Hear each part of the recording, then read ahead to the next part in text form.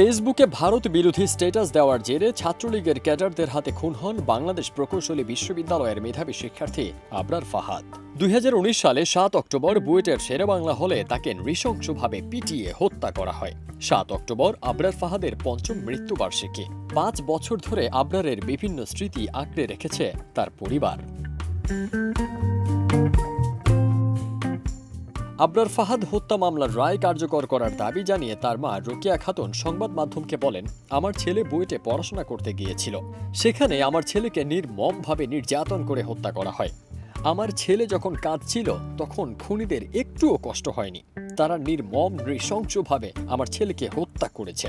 সেই মামলায় সব আসামির সর্বোচ্চ শাস্তি ফাঁসি আশা করেছিলাম, কিন্তু আদালত সবাইকে ফাঁসি দেননি।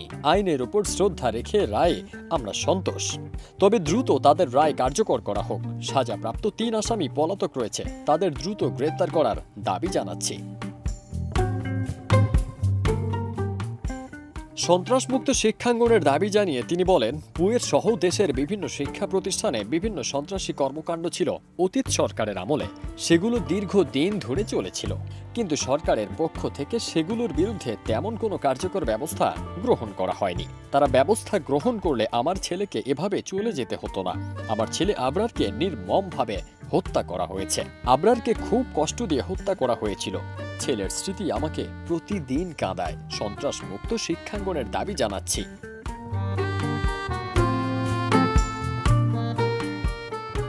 রোকেয়া খাতুন বলেন, দেশের শিক্ষা প্রতিষ্ঠানগুলোকে সন্ত্রাস মুক্ত করতে হবে।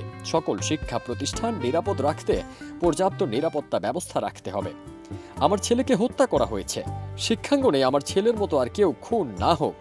আমি চাই না আমার মতো আর কোনো মায়ের বুক খালি হোক। শিক্ষা প্রতিষ্ঠানে নিরাপদে লেখাপড়া করে সবাই মানুষের মতো মানুষ হতে পারে, সেই পরিবেশ তৈরি করা হোক দেশের সকল শিক্ষাঙ্গনে।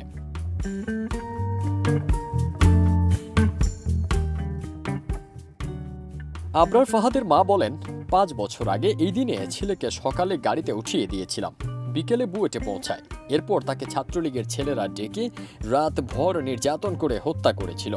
তারা ছাত্রলীগ করলেও তারই কয়েকজন বন্ধু ছিল, তারাও একটিবারের জন্য ফোনে জানায়নি ছেলে নিহত হওয়ার বিষয়ে।